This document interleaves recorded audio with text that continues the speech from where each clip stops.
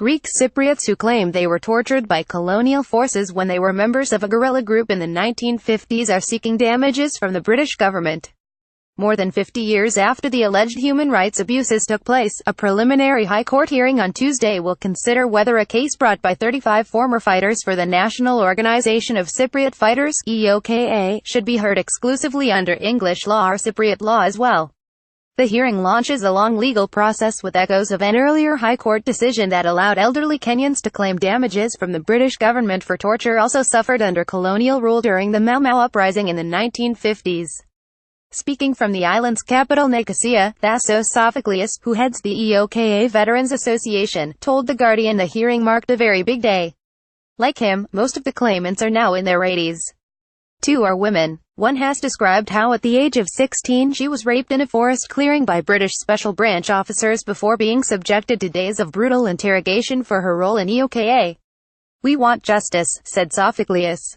"We are not against Britain. We have many friends and relatives there. What happened was because of politics. We fought for freedom and union with Greece, we voted for it in a referendum overwhelmingly, but instead we were tortured and dead." At 84, the retired headmaster, who led a group of EOKA guerrillas in the Pentadactylos Mountains, says he vividly recalls the torture he was forced to endure over a 17-day period after his arrest in 1956. Systematic beatings at the hands of officers in the British Army and Police Security Branch, he claimed, left him hard of hearing and with spine and knee injuries. "We would much prefer that such unpleasant things never had to surface in court," he said. "We certainly don't want to be cause for tension in bilateral relations, but our case is not dissimilar to that of the Kenyans, and like them we want recognition." One of four lead claimants, Sophocleus, spent 26 months imprisoned in the UK, first in Wormwood Scrubs and then Maidstone Jail, before being exiled to Rhodes and eventually released when Cyprus won independence in 1960.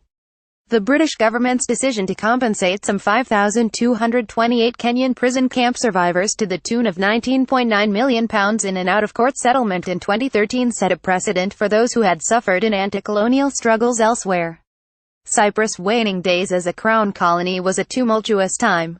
Highly classified documents disclosed by the National Archives in 2012 provide ample evidence of brutal treatment of EOKA insurgents, including the hanging of a blind Greek Cypriot man during the 195,559 campaign.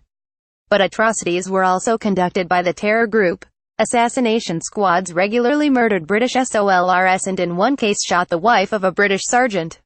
Lawyers representing the claimant said Tuesday's hearing before Mr. Justice Kerr resembled the Kenyan case, with the British government resorting to legal roadblocks in the form of technical arguments in the hope the case would be struck out. Cypriot law has a much stricter statute of limitations. If the government can persuade Judge Kerr that Cypriot law applies, it will open the door to them making further legal arguments that could result in the claims being struck out, said Howard Shelley, the Birmingham solicitor representing the claimants.